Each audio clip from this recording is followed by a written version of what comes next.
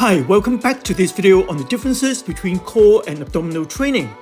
Admittedly, most people use the terms abs and core interchangeably, and are under the impression that if you train your abs, you're training your core, right? But here is the truth. Everyone has a core, but only some have visible abs. Why is this? And is there any benefit to training one over the other? When considering abs versus core training, it is worth thinking about your goals. Are you looking to build visible muscles, or are your goals more functional core strength and stability? And this general lack of awareness is problematic. Why? Because even if they do train the abs regularly, they still have weak and unstable cores, especially if they spend a lot of time sitting throughout the day. Sure, if you train your abs regularly, such as doing crunches, you may have an aesthetically pleasing six-pack. But this doesn't necessarily mean that you have a strong core to assist you in your exercises and in your daily life. This can lead to all sorts of problems and even various injuries down the road. I have personally experienced this firsthand. I thought for years that my core was covered since I was training my abs regularly. But little did I know I wasn't actually training my core, nor was I really activating my core how I should have been in my resistance training. Unfortunately, all this eventually caught up with me. I ran into all sorts of muscular pain as a result of my core becoming weakened and less stable over time. So you need to realize that your core is what sets the foundation for everything else.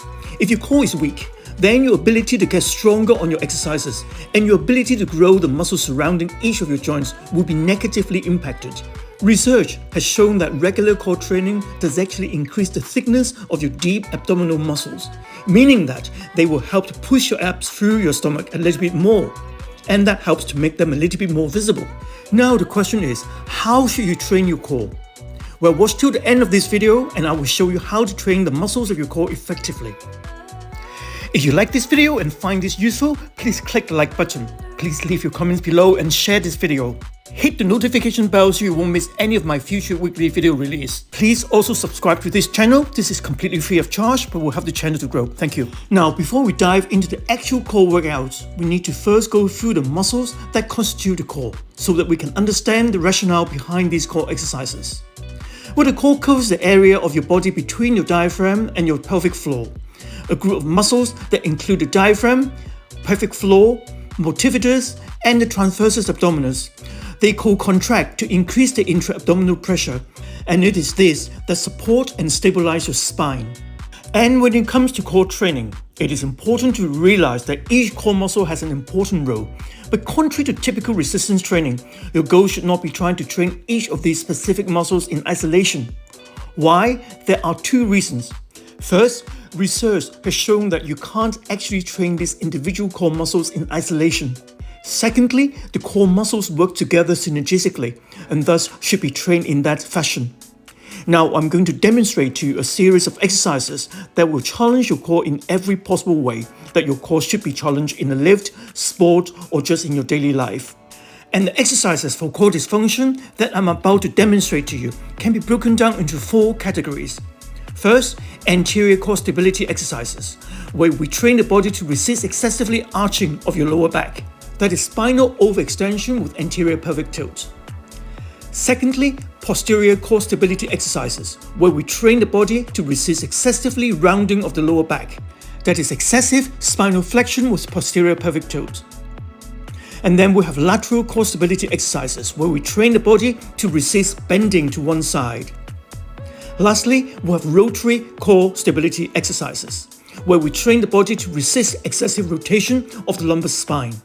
So, a holistic approach to core training needs to encompass all these four categories. We want our core workout to train all these four movement patterns. First exercise, activation of the core. We need to first activate the core. For the majority of us who sit a lot, the core becomes inactivated and therefore becomes dysfunctional. So it is imperative for us to learn to contract all your core muscles together by first activating our transversus abdominis.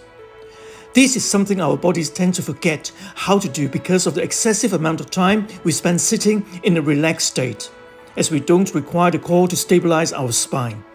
I'm going to show you how to activate your core. So what you want to do is lie supine on the floor with your knees bent, your feet flat on the floor. Place your 2 fingers 2 inches medial to the anterior superior iliac spine. Now take a deep inhale into your belly, then exhale deeply. Your lower back should now be flattened on the ground with your pelvis tilted posteriorly. As you are in near maximal exhalation, you should be able to feel the contraction of your TVA with your fingers, as if you are preparing for a punch to your tummy.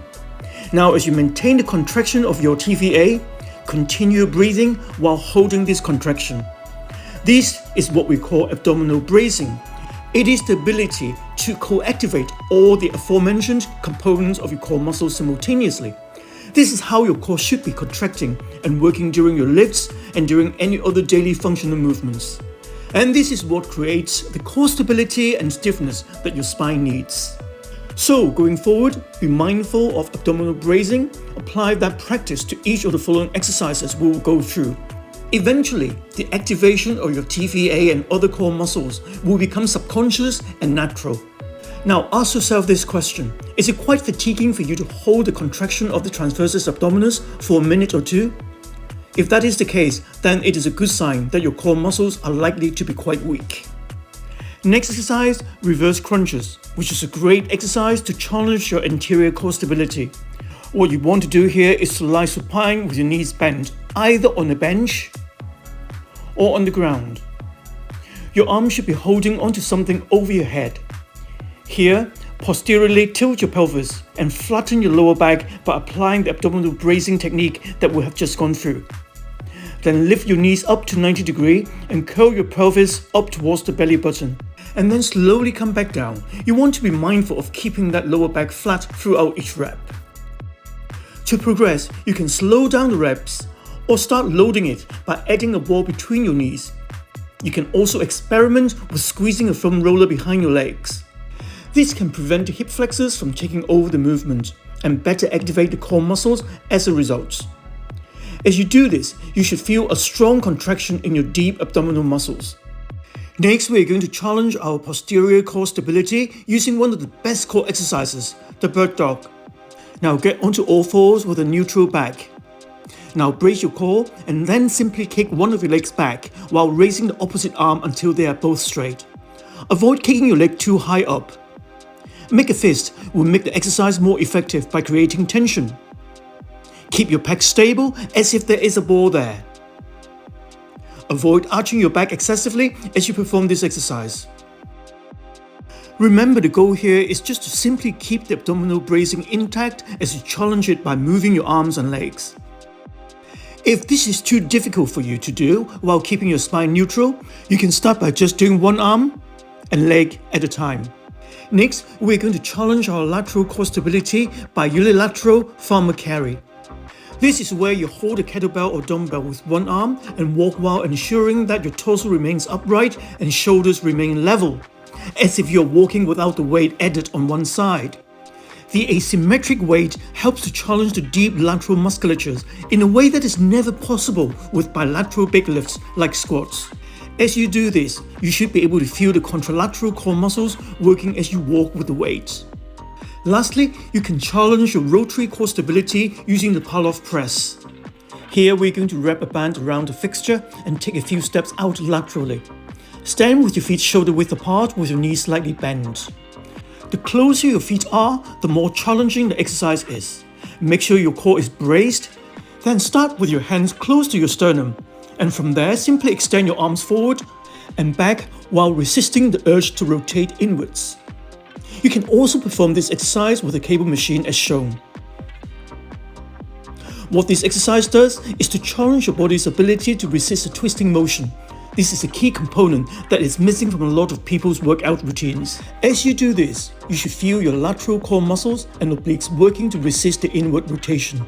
Remember, with a strong core, you can move better with confidence, adopt better habitual posture, and avoid preventable injuries such as lower back pain. I hope you will find these exercises beneficial for your overall well-being. Until next week, take care. Thank you for watching until the end. If you like this video, please click the like button. Please leave your comments below and share this video. Hit the notification bell so you won't miss any of my future weekly video release. Please also subscribe to this channel. This is free of charge but will help the channel to grow. If you're interested in improving your health and fitness or losing weight, if you suffer from or wish to prevent back pain, please take a look at my book, which is now available from Amazon worldwide. Thank you.